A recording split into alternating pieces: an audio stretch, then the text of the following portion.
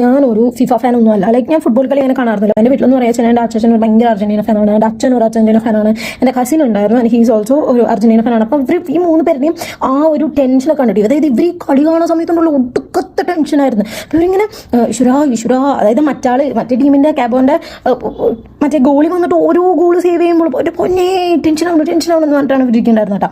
അപ്പം അങ്ങനെ മെസ്സി വന്നിട്ട് ഒരു ഗോൾ അടിച്ചപ്പോൾ ഇവർ വന്നിട്ട് എന്നൊക്കെ പറഞ്ഞു ഭയങ്കര സന്തോഷമായിരുന്നു. അപ്പോൾ ഇവർക്കെന്ന് വെച്ചാൽ ഇവർക്ക് എന്തൊരു ഇതുണ്ടായിരുന്നു, ഒരു ഗോൾ അടിച്ചിട്ട് കാര്യമില്ല, 2 അടിക്കണം എന്ന് പറയുന്നത്. അങ്ങനെയൊക്കെ മറ്റേ ടീം അടിച്ചോടുകൂടി ഇവർക്ക് അങ്ങോട്ട് വിഷമായി. അപ്പം എൻ്റെ അച്ചാച്ചൻ എന്ത് ചെയ്തെന്ന് വെച്ച് കഴിഞ്ഞാൽ ഹാളിൽ നിന്ന് ടിവിൻ്റെ അവിടെ നിന്ന് എനിച്ചിട്ട് പോയിട്ട് കിടന്നു.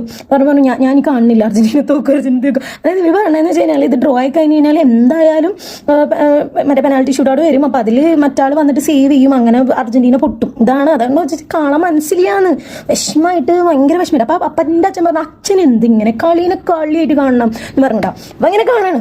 അപ്പോൾ എനിക്കെന്ന് വെച്ച് കഴിഞ്ഞാൽ ഇവരുടെ ടെൻഷൻ കാണുമ്പോൾ ഞാൻ അപ്പുറത്തെ ടീമിനെ മോട്ടിവേറ്റ് ചെയ്യും. അതാണ് എൻ്റെ ഒരു ഇവരെ ഒരു രസത്തിന്. അപ്പം അങ്ങനെ എൻ്റെ വീണ്ടും ഒരു ഗോൾ അടിച്ച് അർജന്റീന.